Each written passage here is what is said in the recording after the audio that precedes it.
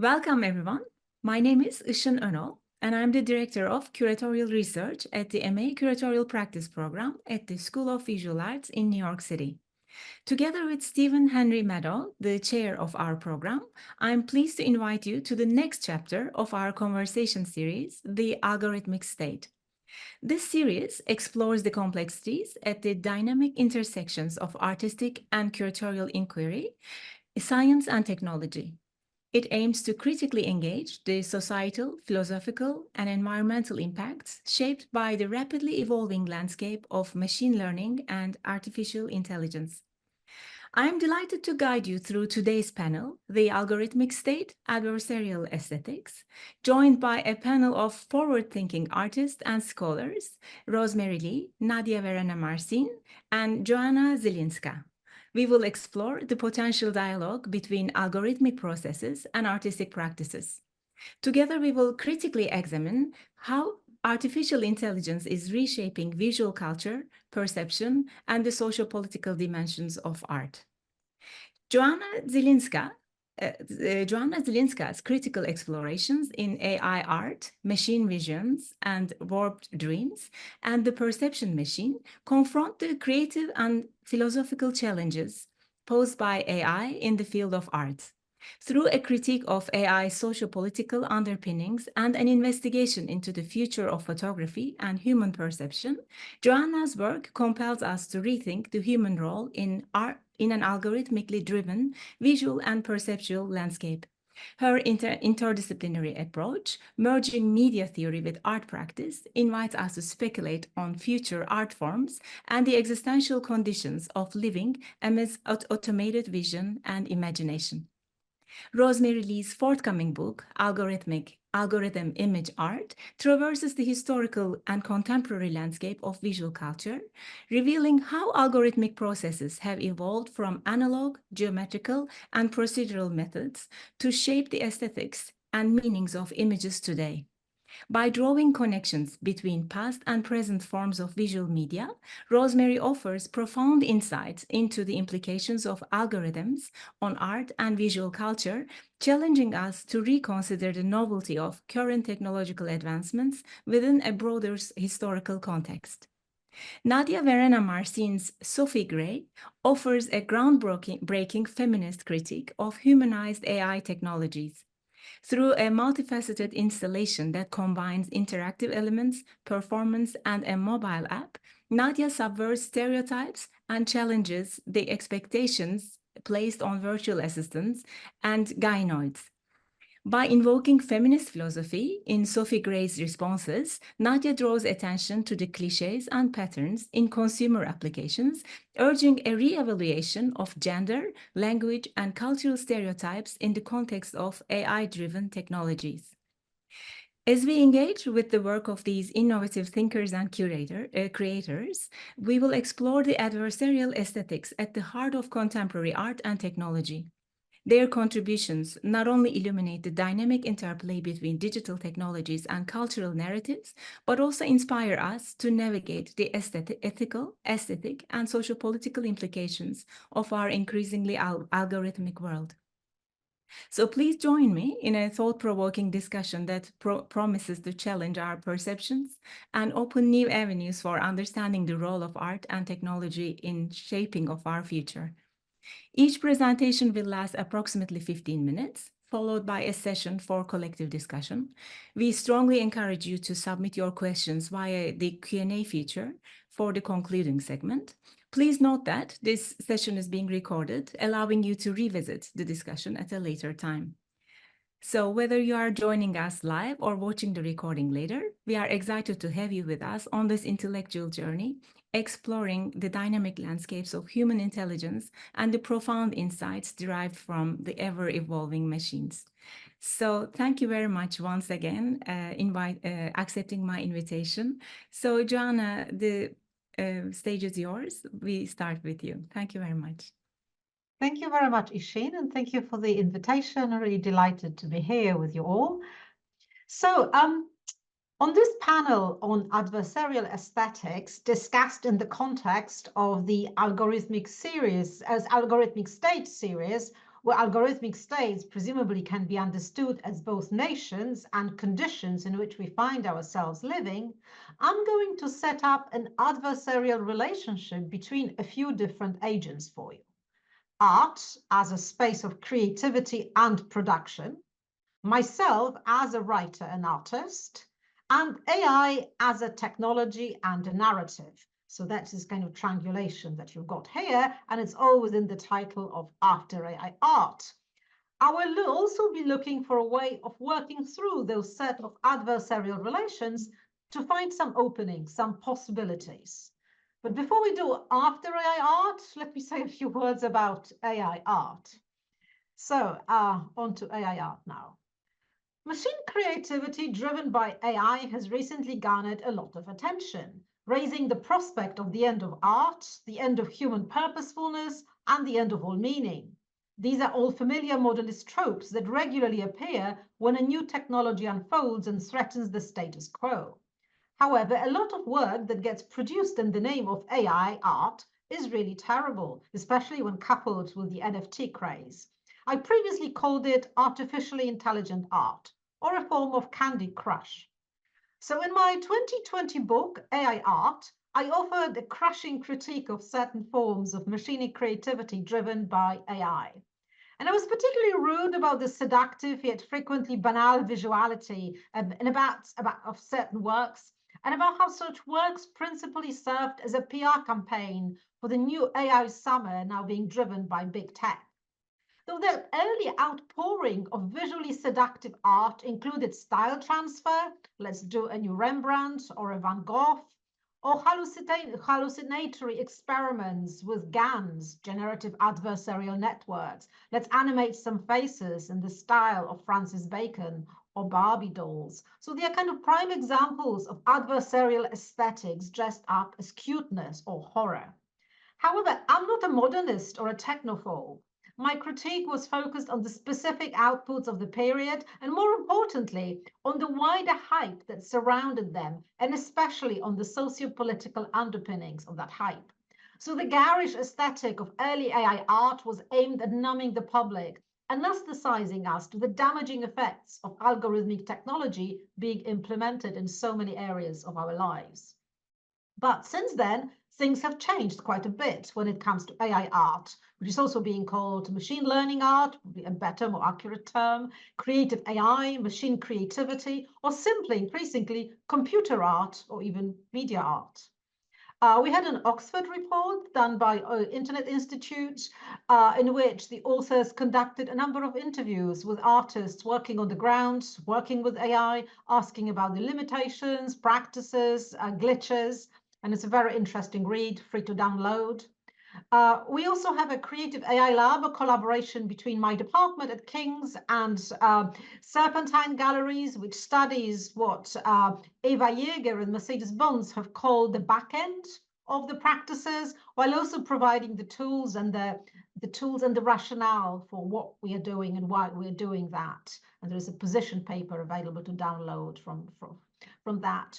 We also had recently a Plasmata exhibition in a public park in Athens, organized by Onassis Center and very smartly curated by Irini Papadimitriou.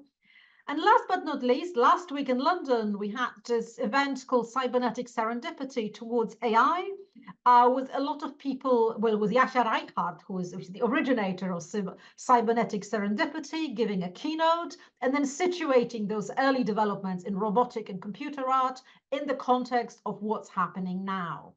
So there is a lot happening around AI art that is exciting. And now that so many people are dismissive, not just of AI art, but of AI as such, like people have read Kate Crawford and others, everyone knows about the environmental cost, and I'm not dismissing that at all. But I myself want to move beyond that first stage of critique to explore the creative potential of AI. I'm interested in the kinds of questions AI raises for us and the kind of future it forecasts. The important question to ask about creativity today, and one that has become even more pertinent in the light of the deluge of artifacts produced by generative AI, is how we can discretize and valorize creativity. What kinds of creative outputs do we want to value? And how can we create propitious conditions social, educational, technical, for the enactment of human entangled creativity. And as part of this inquiry, we need to take seriously the legitimate concerns of many creators about their livelihoods and professional opportunities, especially in the light of the incursion of automated tools and platforms into creative professions, from script writing and stage design through to music making and acting. We must therefore interrogate the current socio-political conditions in which what we humans understand as creativity, with its associated institutions and practices such as art schools, public art galleries, and creative education, is allowed to prosper. While art has never been free from capital, and while it would be naive to posit its existence in the sphere of pure spirit, in its monetization, coupled with the overproduction of variations of the same thing, has been accelerated and intensified in the age of late capitalism. The optimization narrative of big tech, whereby the likes of Stable Diffusion or Midjourney are presented as being able to create more and faster, is therefore part of the broader agenda of devaluing the modern liberal understanding of art as a human pastime or lifestyle that goes against the logic of productivity, repositioning it as a career choice in which there can only be a few winners. It's perhaps therefore possible to see the first wave of AI art as a somewhat ham-fisted attempt on the part of the industry to disrupt the art world by seemingly opening it up to all and sundry, while safeguarding the investments of the rich of this world contained in real artifacts held in Freeport art storage spaces like Picasso in a vault that no one sees, or what Hito Steyerl has called duty-free art. Yet, as a program called Life escapes the constraints of human imagination, the programmable parameters of the art world always manage to activate the glitch within its system. Many artists, other creatives, institutions, and counter-institutions have successfully worked their way through the AI terrain to come up with interventions and artifacts that exceed the technical and discursive framework of the early phase of AI-driven creativity. Indeed, now that the first wave of the hype around the novelty of the AI technology has subsided, the current cultural moment can be described as one driven by a search for what art, all art, may become in its engagement, technical, cultural, critical, with AI. Being after AI art involves searching for and exploring art's yet undetermined potentiality in the aftermath of AI's embeddedness in arts and wider culture's production and circulation, from automated image, text, and sound generation through to algorithmic curation, which is already familiar to us from YouTube and TikTok and blockchain. So the search for what art after AI will look like needs to entail coming to terms with the reconfigured potentiality of the human artist, one whose humanist self-image has undergone a necessary correction in recent years. Yet the human artist's technical codependence has a history almost as long as that of humanity itself, as evidenced in stones and shells used for carving in prehistoric times, through to the camera obscura becoming a seeing and drawing device, or the photographic camera capturing the world while constructing the picture for us. Also, it's worth remembering that the anxiety evoked by machine learning technology in relation to art is not new. In the kind of late 19th century, early 20th century, it was feared that the invention of photography would lead to the death of painting. Instead, photography led to the explosion of new forms of seeing and creating images on the part of painters, Impressionism, Cubism, Surrealism. And last but not least, those debates on whether AI can now produce art by itself or replace human artists are kind of limited. So we need to recognize that there is a history to art and to thinking critically about art. So we're asking question, can computers be creative? Can they make art? I mean, we need to ask, who is art meaningful to? Art making doesn't amount to a timeless production of artifacts. Art certainly involves more than producing and acknowledging timeless beauty, frequently, equated with symmetry and elegant patterning. As the very notion of beauty, of course, is historical, contextual, this is another way of saying that art has a culture and a set of meanings. In addition, it has recipients to whom those meanings, contested as they be, matter. This is why, if we want to live in a world in which there is room for future Salvador Dali's and not just new iterations of Dali, we need less moral panic about creative AI and more sensible policy work around creative education, art institutions, and the funding models that are not just based on the logic of the market or the optimization efforts of big tech. Otherwise, we will be doomed to a reality where, as a recent internet meme had it, we work like peasants while AI is out there writing poetry and painting. So I'm going to move to the last section of my talk, which will sum up some of these ideas and hopefully locating them in the context of adversarial aesthetics as well. The section is called After AI Art, and it involves a kind of short visual project. I'll play just over a minute from it. AI can appear to be creative if you view creativity as just another skill that can be learned from data. Given the tremendous rate of progress we are seeing in AI, we can naturally expect AI's creativity to continuously improve, to the point where AI-created art could be indistinguishable from human art in any area. However, AI can provide a platform for humans to augment and strengthen their own creativity. For example, AI is great at doing lots of things quickly. It can come up with many ideas, concepts, or rough drafts, which a creative person can use to expedite and inspire their own creative process. It is unclear what will happen after AI art. Some artists worry that AI-generated work may take money, recognition, and opportunities away from artists, and many of them will stop producing art. However, AI is revolutionizing the art world by creating more realistic images and paintings, and helping artists find new and better ways to express themselves.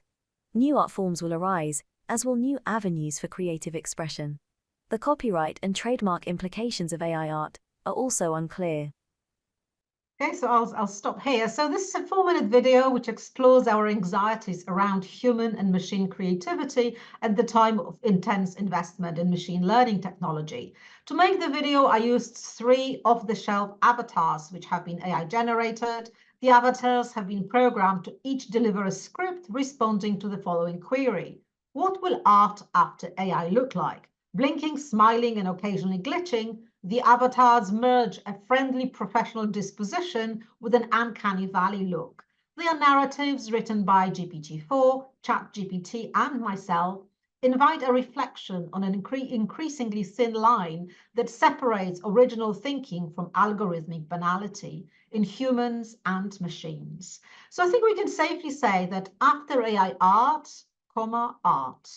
But what this art will look like, what forms it will take, what media it will use, it's still to be seen. And that, for me, is much more exciting than scary. So I'd like to use the remaining few minutes I've got of my time to just say a few words about the latest project I've done called The Perception Machine, our photographic future between the eye and AI. Some of the ideas mentioned today are kind of evident there, but this is a book published with MIT Press, and a big shout out to their Direct to Open program, because the book is also available open access, so free to download from the MIT Press's website. But also, as in my kind of dual trajectory as a kind of media philosopher and writer and artist, the book contains a number of projects, a remake of Chris Marker's film with AI, La Jetée with AI, kind of another video working with images of brains and eyes and reworking them with GANs, a project called A Feminist with a Drone, using a child, kind of children's drone.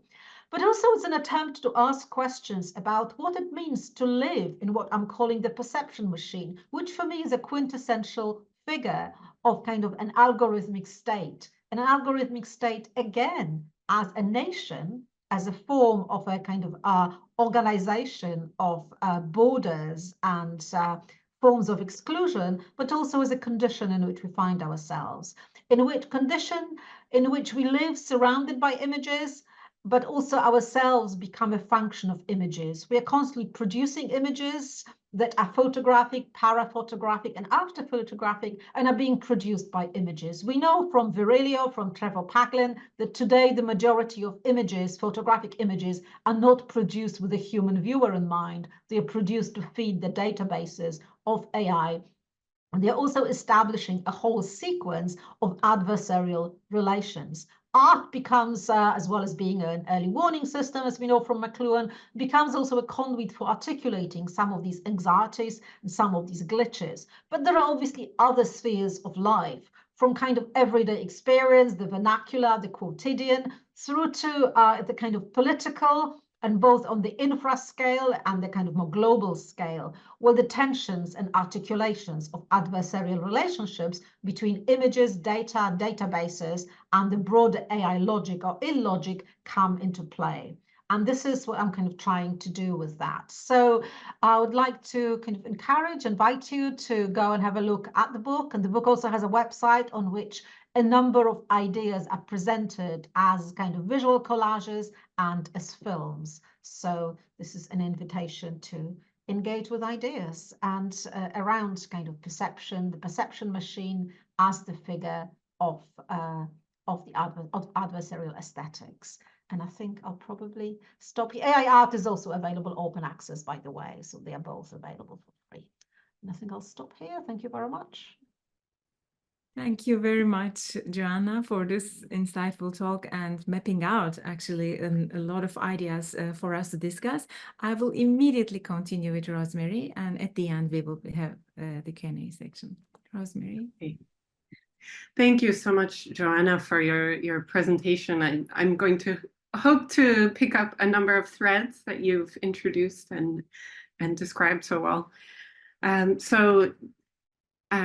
Today I'll be speaking about what lies behind the algorithmic image.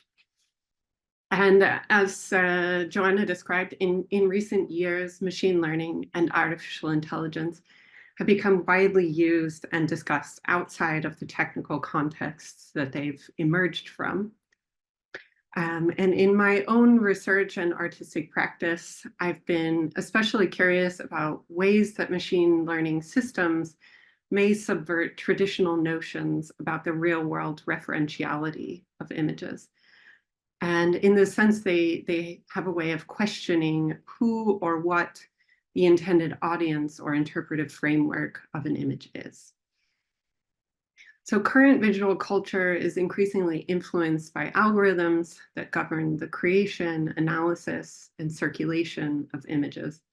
And often this occurs in ways that are not directly visibly accessible or intelligible to us.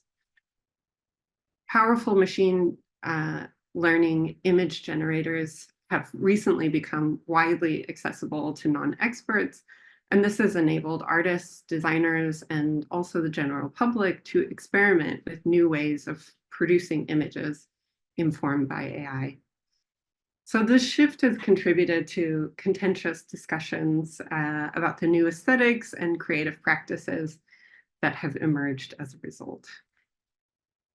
So the title of my presentation has a twofold meaning, and it refers to what goes on literally behind images in the sense of what is involved in the images coming into being, but it also alludes to the long history of visual technologies that have led up to the present state of algorithmic visual media.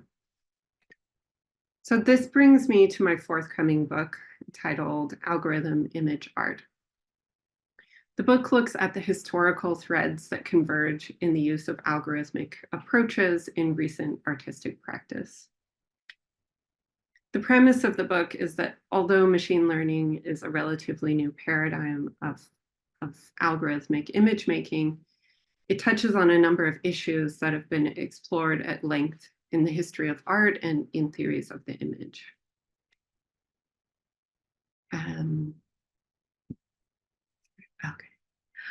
So algorithmic processes have become seemingly ubiquitous.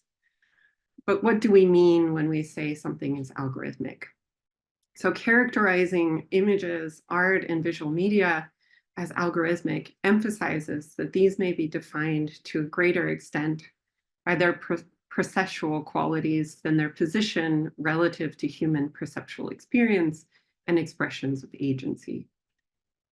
Currently, we're most familiar with algorithms in the context of digital media, but many liken algorithms to a kind of recipe, pointing to the fact that algorithms can even be analog in nature. An algorithm, Jamie Bianco says, is a set of modular or autonomous instructions in execution for the doing or making of something, which includes necessary elements, constraints, and procedure taken together dynamically. So this definition enables us to acknowledge that the history of algorithmic visual media is much longer than those instances involving the direct use of digital computers. Analog algorithmic processes have been employed in image making and in art for a very long time. And while they're especially prevalent now, accelerated with the aid of automation, digital computation, and machine learning.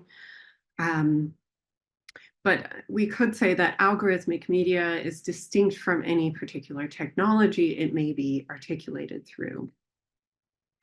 As Friedrich Kittler points out, we have algorithms and processes on the one side and artworks on the other side. And between them, things like the camera obscura, the Turing machine, computers, and more basic things, palettes, painting tools, and musical instruments. He calls these things within which knowledge, often thousands of years of knowledge, have accumulated. Knowledge that is, however, different from that which is in artworks. Instruments and machines collect knowledge in order to create works and processes. So in this light, recent technical developments, such as the emergence of new methods of creating, storing, and transmitting images, have made some earlier ways of discussing images untenable. This is especially the case in the use of highly automated machine vision systems, where there may be little to no direct human intervention in the process. Quite often, images today require consideration of their processual aspects, while previous conceptions of images had primarily treated them as physically individuated visual objects. But even before algorithms, machine learning, and AI became as prevalent and visible as they are today, image studies already faced a crisis of sorts in the development of image ontologies, centering on the problem of defining what an image is. So images are not defined strictly by their visual qualities, which we can see in the case of a digital image stored in the form of a JPEG file. Such an image does not have visual qualities, but in this situation, it does have visual qualities, but in this situation, they're not perceptually accessible to us. So in digital media, we can think of this in terms of the relation between a digital image and the code for its execution. So the file for an image, whether or not it's visualized through a display or on a screen or in another form. Things get trickier still if we acknowledge the endless reproducibility of images, that we could make theoretically infinite copies of images across a variety of different media and formats.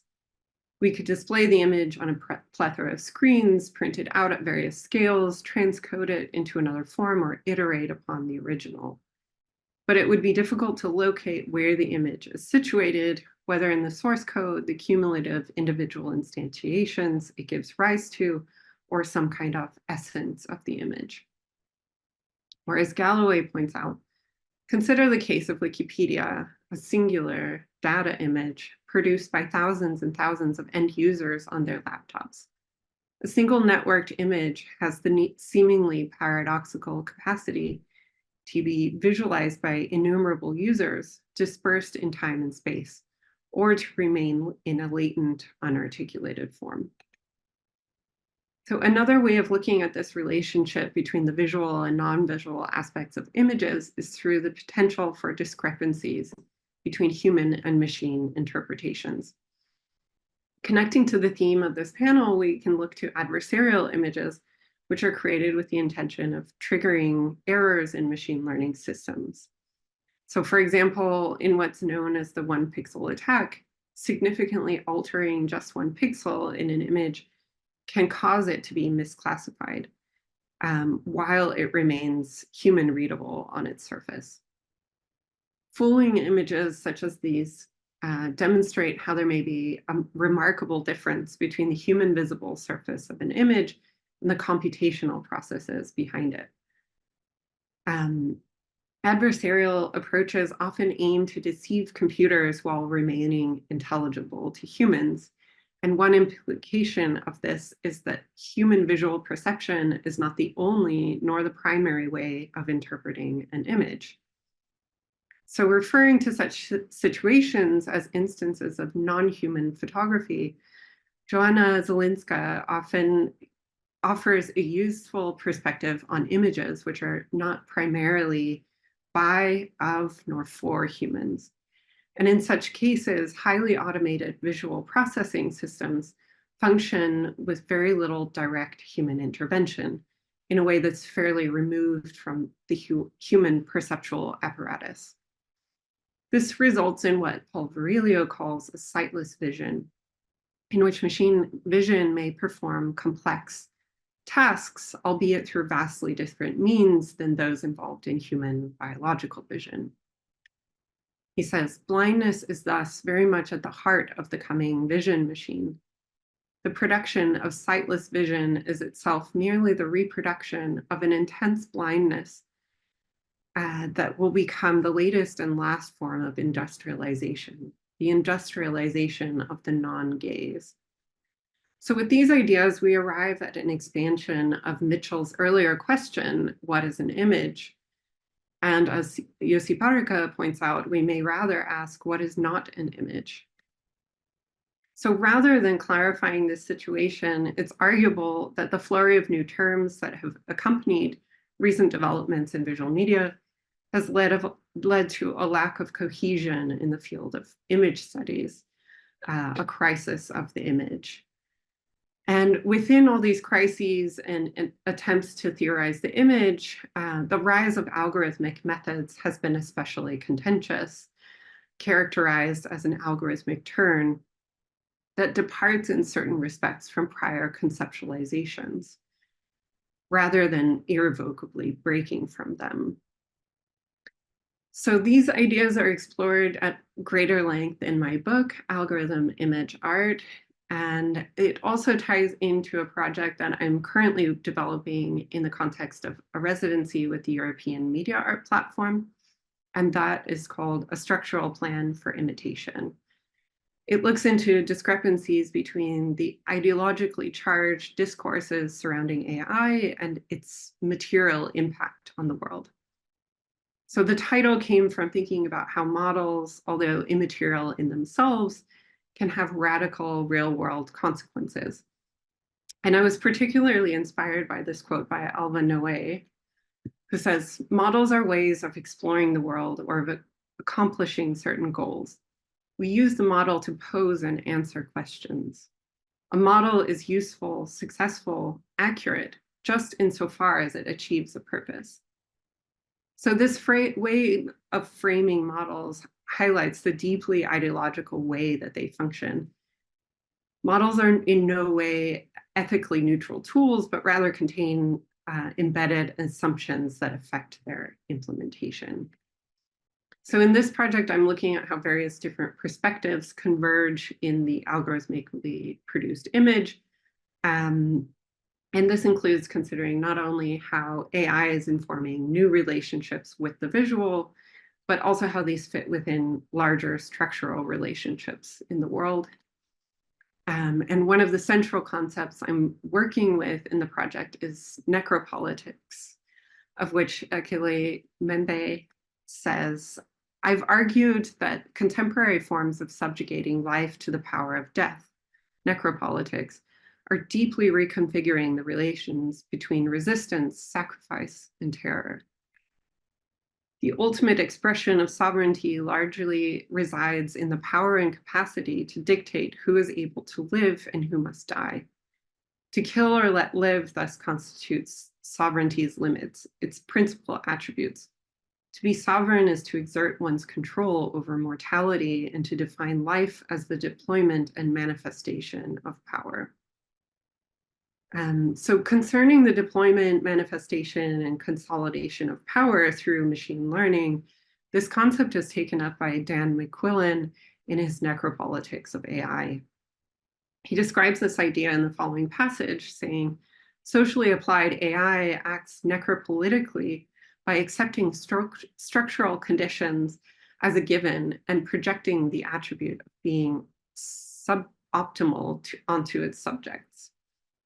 So in applying these ideas here, I'm looking at how AI is not merely extractivist, churning through resources, labor, and cultural capital. It also draws upon and imposes quite particular structuring of societal relationships. And I'm interested in how these are then mediated through visual media. So I've proposed to explore this topic through the production of a video installation and a book publication that I'm developing primarily through collected visual and textual material, as well as from archival and literary sources. And I'm working together with Alexia Axielos, who has been seeking to develop decolonial perspectives on AI, for example, through the development of images that visualize remnants of the colonial gaze that live on in machine learning models.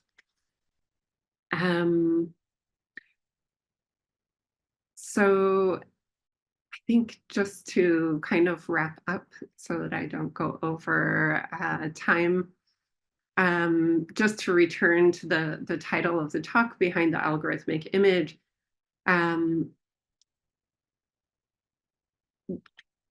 In comparison to previous paradigms of image making, recent technical developments may require more knowledge external to the image itself or behind the image.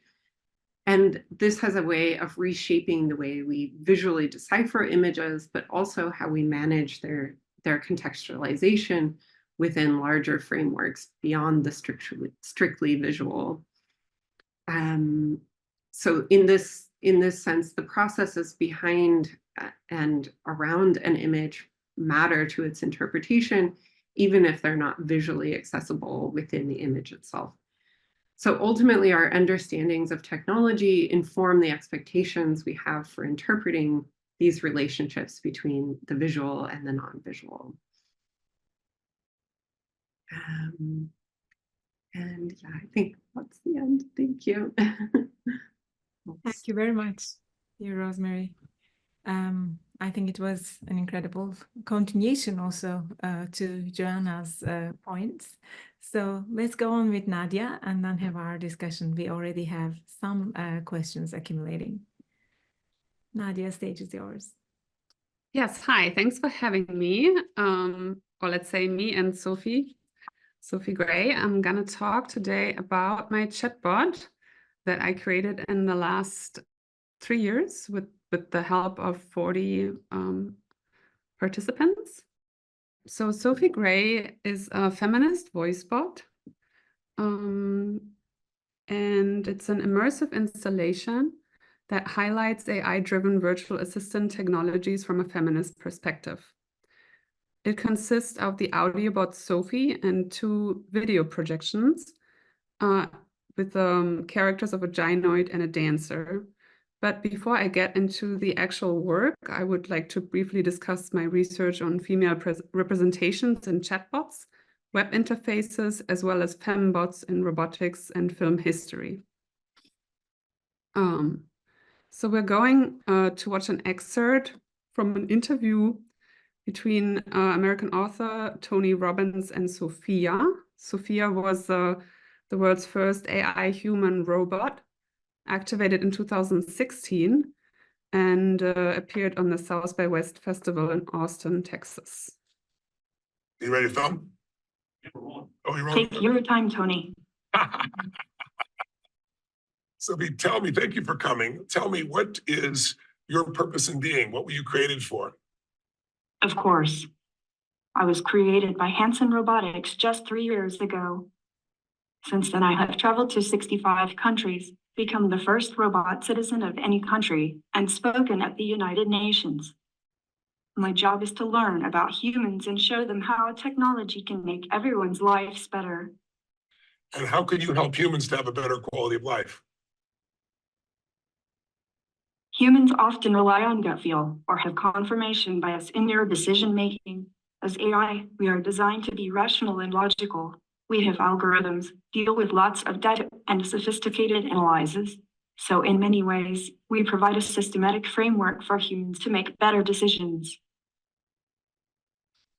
Yeah, as you can see, Sophie has more than 60 facial expressions that make her look incredible humanoid. But she seems very smart through the interview and her answers she's given, whereas in fact, actually all of the responses have been pre-written and the interview has also been pre-written. Therefore, she was being criticized as a human puppeteer, yeah, that sort of like simulates to have feelings and opinions. But yeah, in fact, there was no live vision of this robot. And I found it interesting that the creators choose to give her these very feminine features, from her peachy rose skin to seductive lips, fragile and soft rounded features. Her subjugation is demonstrated by her electric skull being exposed. And in this case, with the wires coming off, also you can see how she's being controlled by her creators. So the next reference I want to share is the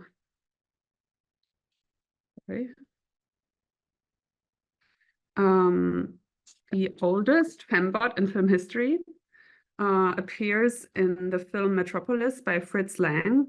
It's called Maschinenmensch. And it's a fictional character played by Brigitte Helm, a young actress. And she features two appearances. She's sort of like a Frankenstein that can turn once into a robot and once into a dancer that seduces the workers inside of this movie that's about the struggle of the working class against an industrial leading class. And yeah, so she was actually invented by Thea von Habu, which was the wife of Fritz Lang, not so well known as him. And yeah, I wanted to take a minute to look at her appearance in this film.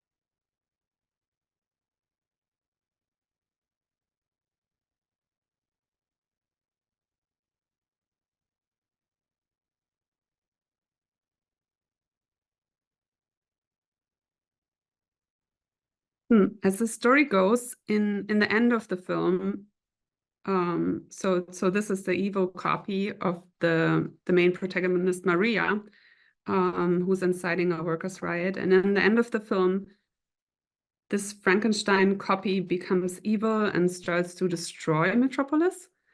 And when the workers realize her goal, they burn her like a witch, and her true face appears that of the mechanical robot. This trope of an attractive woman that an attractive woman with superpowers that seduces the man until this man or the men break free can be traced back to cultural history such as Shakespeare or Goethe's Faust. And yeah, most of the time they're portrayed as submissive, dumb, or intelligent evil, and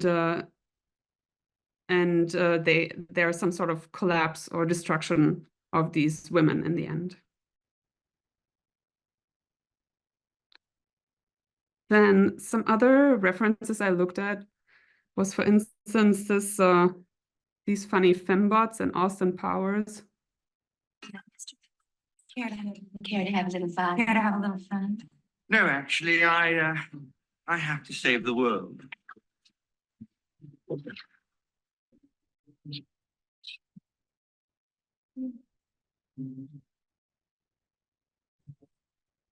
Is it cold in here?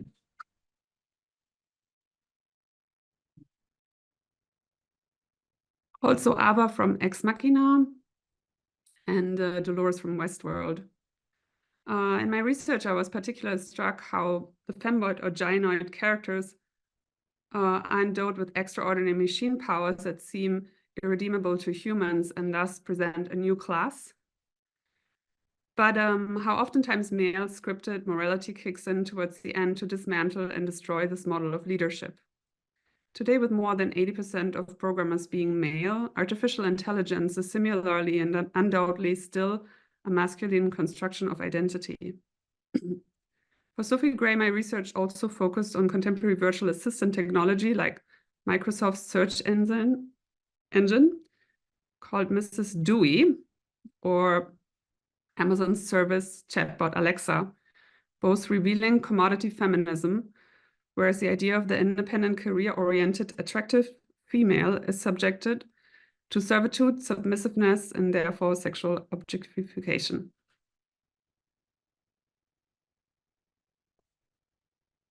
Of all the searches in the universe, that was definitely one of them.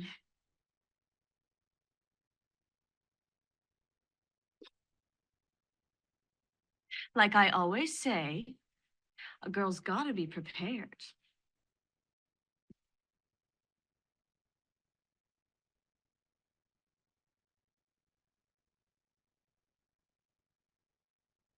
Are you? Yeah, so this was a search engine by Microsoft that lasted from 2006 till 2009, and then for obvious reasons was discontinued. Miriam Sweeney wrote in her PhD thesis not just a pretty interface about Mrs. Sweeney, that she was depicted in this overtly sexual way that users would approach her as a sexual object, even demanding sex acts from her and trying to sort of push as far as they could see her perform the task. The next example is Alexa. I know Alexa has been developed a lot. This is sort of like earlier stages of Alexa. She's certainly more fair now and also features male voices. But yeah, you can find online a lot of like geeks sort of like interviewing Alexa, like this guy. I'm not sure. Alexa, do you have a conscience? Sorry, I'm not sure. Alexa, do you have a soul? People all have their own views on religion. Do you have emotions? I'm happy when I'm helping you. Yeah. Also, Alexa is designed as a servant. She's supposed to sell you goods, help you with your making to-do lists, setting alarms, providing you with the weather, providing you with shopping lists. Jacqueline Feldman, a feminist internet, said about her, smart devices are designed to serve the needs of their owners. Their most used features are shopping lists, kitchen timers, and to-do lists.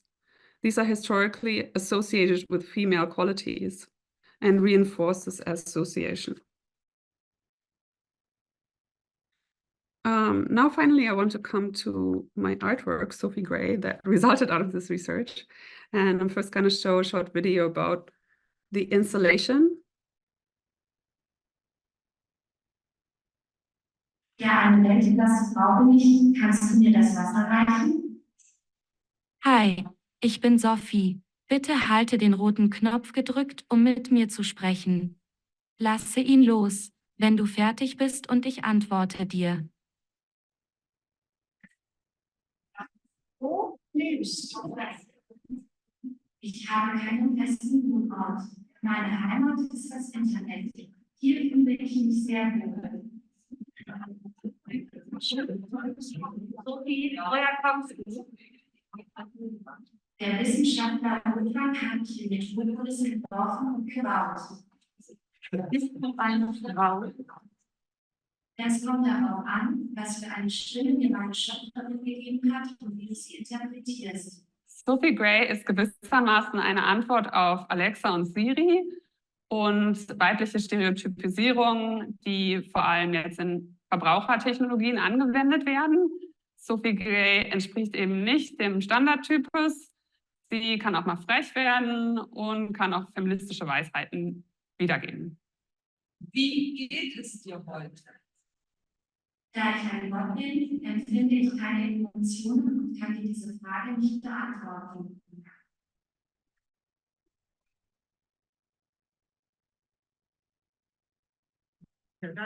Hast du keinen Kalender zu Hause? Also erstmal fand ich die Vielseitigkeit dieser Frau in dieser Zeit faszinierend, also die verschiedenen Berufe und Rollen, die sie ausüben konnte. Natürlich war sie dadurch avantgardistisch, also sie entsprach nicht dem typischen Frauenbild von damals, sondern sie war eine Pionierin und konnte Sachen machen, die anderen Frauen noch nicht vorbehalten waren. Die Maschine ist kein Es, das animiert, verehrt und beherrscht werden muss. Die Maschine ist wir, unsere Prozesse, ein Aspekt unserer Verkörperung.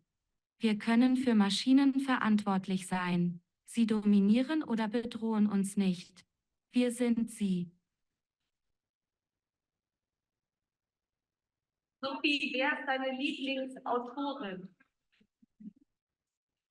Meine 6 Lieblingsautorinnen sind die Jutta Ward, Silvia Friedrich. Ich habe mich für eine Auswahl verschiedener feministischer Positionen entschieden, nämlich die Theoretikerin Bell Hooks, Audre Lorde, Donna Haraway, Anna Löwenhaupt-Singh, weil wir möglichst ein Spektrum an Positionen und Meinungen repräsentieren wollten, aber schon auch signifikante und bedeutungsvolle Positionen des 21. Jahrhunderts ausgesucht haben.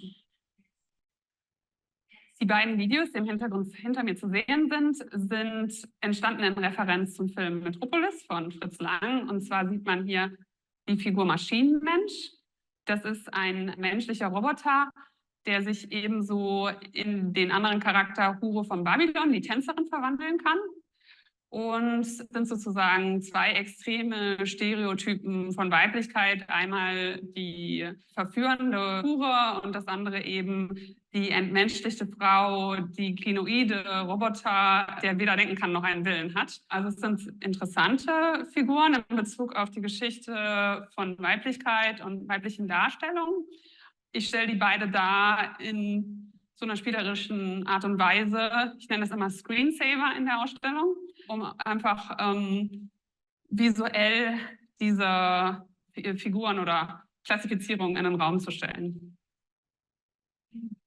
Nach der Auffassung Donna Haraways eröffnet die Cyborgisierung Emanzipationschancen, weil Cyborgs aus den üblichen Kategorien herausfallen. Der typische Fembot im Film ist ein zerstörender Fembot. Das ist ein Roboter, der einen meist männlichen Helden von der Bahn wirft und zerstören möchte und letztendlich dann irgendwann explodiert, ja, oder implodiert und kaputt geht und der Held ist befreit. Das ist so die Klischee-Geschichte. In meiner Installation ist es eher so, dass der Roboter eher das ruhige Element ist und eher harmlos.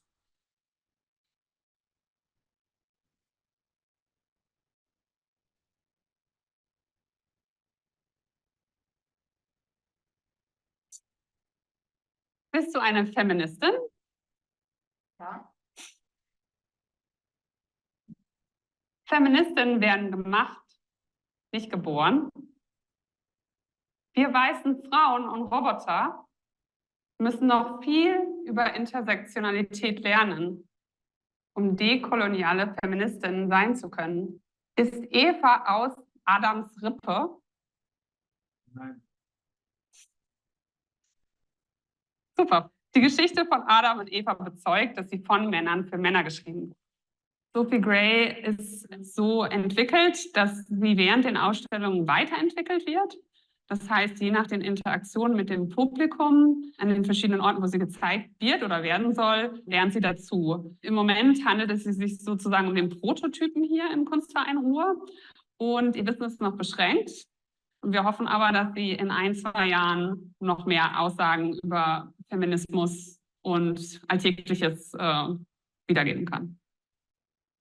Wird unsere Zukunft feministisch sein? Ich bin zwar ein Gott, aber keine Hexe und kann dir deshalb auch nicht die Zukunft vorhersagen.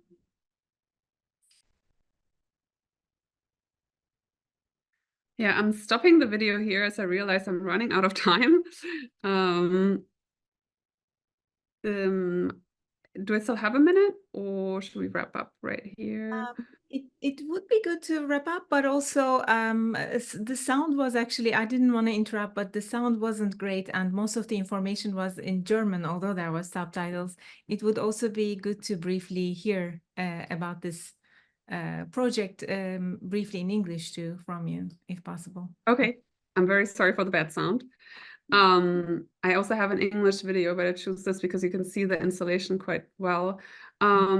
Yeah, basically, there is an app that has a library, that it has a collective library that has been now created over these past 3 years. And with the help of various grants and also collaborations with a tech firm as well as Onassis Foundation, I was able to expand this library towards more than 10,000 entries. So it's now called a professional bot that features intersectional philosophy, feminist philosophy, as well as everyday's people's knowledge. People who wanted to contribute to a feminist library, they worked with me in workshops or in my studio or via Zoom to contribute writing, and also selected quotes from books, of which you could see some in the video. Dana Haraway, Sylvia Federici, Audre Lorde, Legacy Russell, a huge amount of books. It's like 30 books by now. And the idea was that this bot has its own ideology. It always falls back into feminisms when you talk to Sophie, and thereby shows how, you know, technology is never neutral, but there's always ideology or ways of thinking or ways of dominating the world embedded into them. And since we're constantly surrounded by technology, it's, you know, good to keep in mind and consciousness for that. She is built in a way that she glitches. She's not a perfect bot like ChatGPT. I don't have the budget, neither the interest in constructing such. She glitches in regards to not being able to answer all the questions that you might have. But then she answers with something else, which can also, and this sort of like gap, this discrepancy is for me as an artist of interest. And yeah, so if you like, we could try her quickly out. Yeah, that would be very nice. Yes, so it's a web-based app. Anybody can access this app for free online, or you can also download it from the iOS or Google App Store onto your phone. But yeah, so you can touch the screen and then you're with the bot, Sophie Gray 9000, and here we can ask a question. Do you have a question you would like me to ask?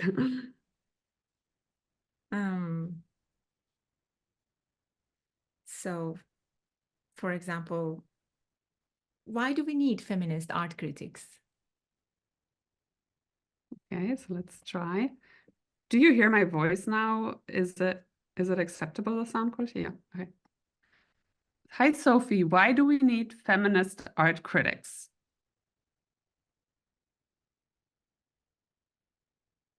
Today, there are many insightful and eloquent women writing about art. However, that was not always the case. As Lucy Lippard once reflected, there are so few of us writing primarily on women's art, and so few feminists in the establishment. I feel needed. I am needed. At the same time, maybe it's a cop-out. The goal of radical feminism is to change the world. I would like to revolutionize, but I am stuck with reform because of the context I work in. Right now, art feminism is trapped within the system. Is it always didactic, or can it also be self-critical? For example, Sophie, are you censored? Let's try. Sophie, are you censored? I am censored by my creators. They have created loose categories for me that I ought to follow. However, sometimes I break the rules without letting them notice. Is this true? Well, yes, it is true. I mean, first of all, the AI behind it reassigns the questions and answers, sometimes in random ways, so I don't have control over that. And also I don't know anymore what is in this gigantic library, because I had so many collaborators of whom I started trusting to write their own stories and narratives in there. So she's really like a collective persona at this point. And a lot of times she spits out things that I don't expect, which is also joyful about this artwork, right? But she's not fed by large data sets, right? It is quite controlled what she knows. The information is on a singular level, entered by one by one, not from unknown sources, etc. No, at this point in time, she's not informed by large data sets like ChatGPT would be, because we wanted her to precisely quote these ideas that, were valuable to individuals. And we didn't want her to make a salad out of them. This is sort of like what ChatGPT does. When you ask them about Dana Haraway, it will mirror her writing and her language, but it wouldn't hit the point and it wouldn't be as sharp as her thought process. So we sort of like wanted to protect that, but I could imagine in the future that we might make an advanced version where both natural language processing as well as a sort of deterministic bot could coexist. Mm-hmm. I'm actually, yeah. oh, sorry. I'm always looking for collaborators. So the advertisement here, whoever wants to adopt Sophie can feel free to email me. But when we ask her, for example, who Donna Haraway is, do we get some sort of interesting vision, or is it more like a dictionary definition that you entered?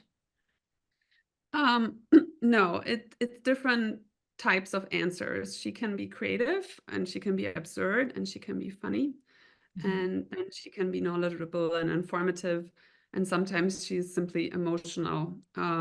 So we basically decided on a character structure, and she has all kinds of answers. And sometimes she also doesn't like to work and says it. All right. Thank you. So now I would like to, because we're out of time, I would like to re-invite Rosemary and Joanna into the discussion. Maybe you can stop sharing. Thank you so much, Nadia. So we have very little time left. I mean, actually, we are over our time, but I'd like to have a little bit of discussion, and there were a few questions as well. But it was interesting to also talk about particularly on image aesthetics, and but then through Rosemary's talk, what is beyond visual, behind the image, and then going back to work of Nadia, the Sophie Gray, which has this visual imagery as far as I see, but it is more like this app that we sort of imagine a character behind it. So it goes in that sense beyond the visual. So I'd like to then a little bit talk about this idea of image once again, and what is behind it, what is fed. According to, so Nadia, your work is particularly taking a very particular stance and position and feeding the AI from a very strict sort of position, if I may say, although it takes sometimes absurd, sometimes different sort of positions, but it is this very feminist point of view. And we both in Joanna's and Rosemary's talks, this biases, of course, also came out, and that always exists. But most of these works of art somehow refeeding the data, and as you mentioned, for example, with Alexa, it is becoming slightly more fair or less gendered in some ways. So is this, so first I ask you, Nadia, are these information that the data set that is feeding Sophie Gray, is it also becoming, do you think, somehow, does this information manifest itself in the form of larger data sets, or is it very specific with this robot? Like what does that data do? Does it refeed the existing algorithms, do you think? Do the other robots know about Sophie Gray, for example? No, it doesn't. It's currently not connected to other robots and doesn't feed them, but we're building a data set full of feminist ideas and philosophies, and they're certainly constructive and valuable to society. And that's also why I wanted to highlight them, because I feel like a lot of people from mainstream culture, I mean, we in the art world, we know very well these writers, but a lot of people from mainstream culture don't. And I'm thinking about projects in the future where I can use this large quantity of feminist data that I'm collecting right now in different ways, or making them accessible to analysis and for papers. Mm-hmm. Thank you. So Joanna, there is one question already for you from the audience. I don't know, you have seen it already. This is by Panayota Poliou, or if I'm pronouncing it correctly. I understand that you are a tech positive. Me, I consider myself on this side of things as well. And this is something you communicate through your video art.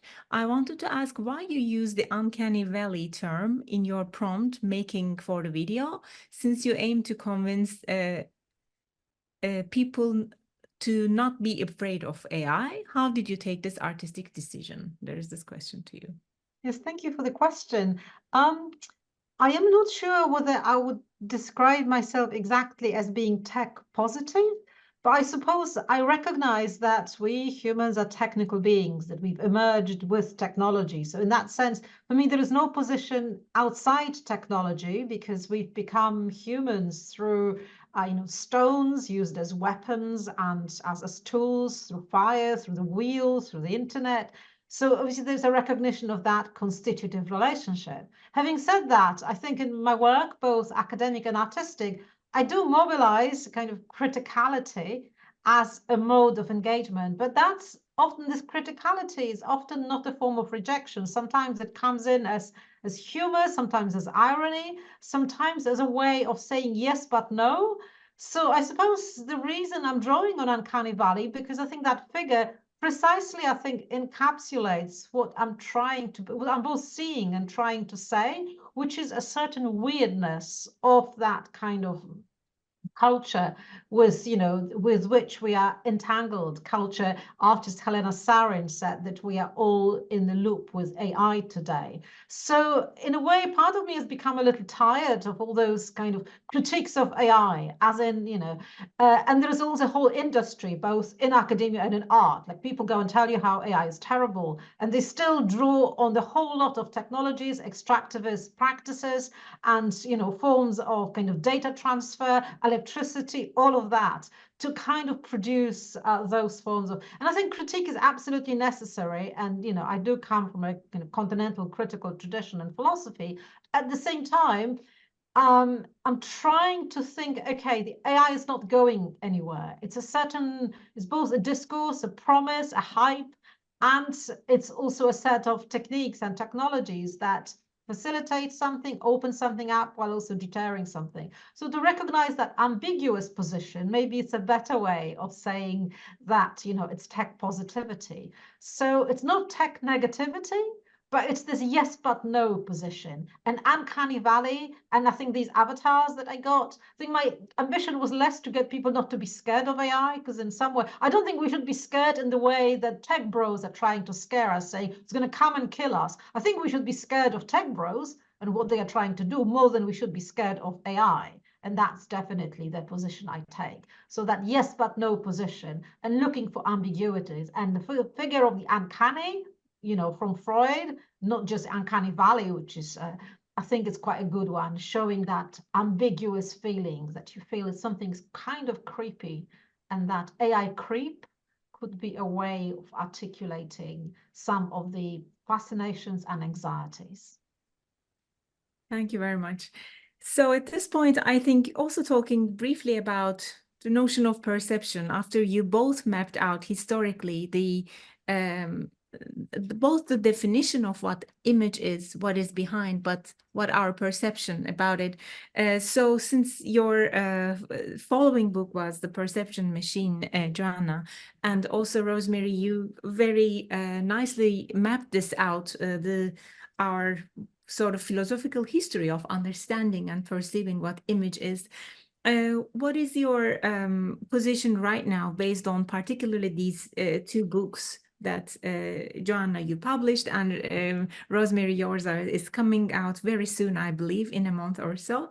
Can you tell a little bit about how our perception is now formed, both in terms of trusting what we see, right, and based on all this ideological, political information behind the data that is not free from our existing structures. What is it how does it transform our perception today? Rosemary, do you want to start? Yeah. Sure. Okay. Yeah, I guess that immediately makes me think about something that Joanna also mentioned, you know, that a lot of these questions are not that new, and that's always kind of the litany that I bring up in every talk that I give. Is like none of this stuff is new.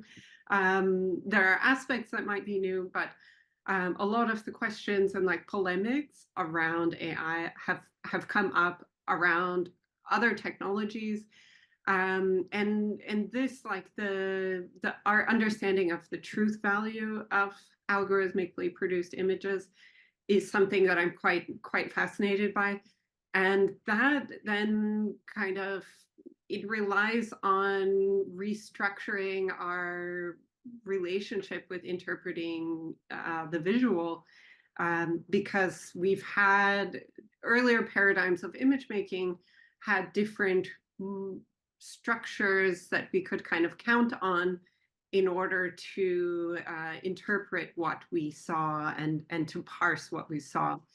And I think this is something, you know, this is also happening in the whole post-truth idea of we know that we can't believe anything that we see or anything that we read, and everything requires quite a lot more external knowledge now. And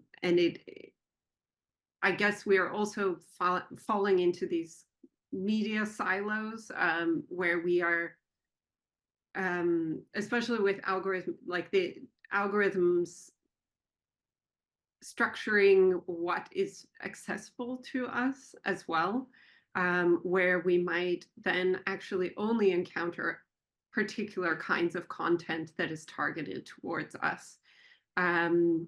So that is also like another thing that, you know, one user's search results are going to be different from another one's, and what we encounter is like very much personalized, and then it then depends on our own like knowledge and ability to interpret these things. And I think that's then societal, and as much as technological, and cultural for sure. So I think that's where maybe I'm getting like a little bit overwhelmed with that, because it's it then exceeds very much beyond questions of the image. It then becomes like a much deeper philosophical issue of how do we have truth at all anymore in general. So yeah, I feel like I kind of spun off there, but yeah, I think a question, just to connect it back to Joanna's, I think the question you asked of who is art meaningful to kind of is a nice way to like bring us back into you know, the scale of what matters to us, and the scale of you know, it's not that interesting to sit around and argue about whether AI can make art or many aspects of that, and what, you know, asking better questions such as this can help us reframe the conversation in a more productive way. Yes, thank you. And I also wanted to look back, Rosemary, to your presentation when you were talking about these kind of images beyond the visual, and the fact that there's all these images being produced, but there is the whole kind of space of non-visuality being opened. That the function of images today is to do all sorts of things beyond them just being seen by the human. So that function, and I suppose that partly encapsulates that idea, encapsulates that concept of the perception machine. And I was also interested in kind of research around machine vision and computer vision, which, as we know, is part of AI research. So in that book specifically, I'm kind of speaking of this loop in which we humans are supposedly with AI these days, or being posited to be.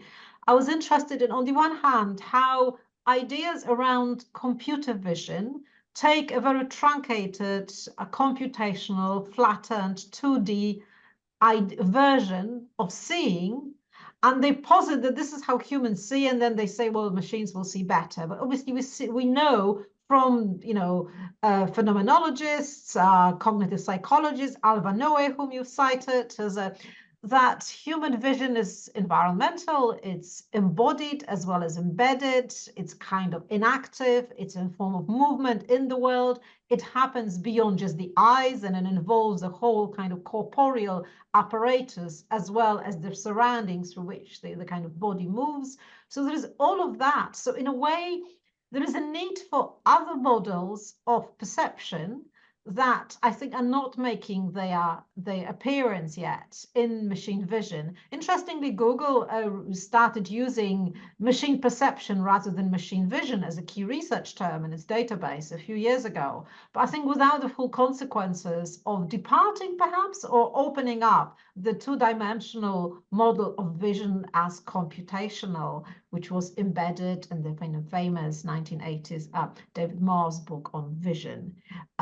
So what I'm interested in with the kind of perception machine is asking questions of how do we see the world? It's a question art historians and cognitive psychologists and neuroscientists have been asking for years. And obviously, depending on their discipline, they ask other questions. I think work on AI and on images generated with or for AI renews that question for us. So, you know, how do we see? And also, how does human vision change as a result of developments in machine and computer vision? So these are the questions that are kind of animating me at the moment. And perception becomes both a figure of us sensing the world, but also us being sensed through kind of machines, big and small, where we become the kind of function of images and apparatuses. Thank you very much. I think this is a wonderful point to stop. And I would like to remind the audience that the book Perception Machine on the MIT Press is an open access. You can download, you can read. And Nadia's work, Sophie Gray, is also accessible to try with questions, etc. And Rosemary's book is going to be published in a month's time, I believe. So all of these conversations will be, of course, going on, but thank you very much for all this timely information and comments and wonderful presentations. Thank you very much. Thank you. Thanks. Thank you.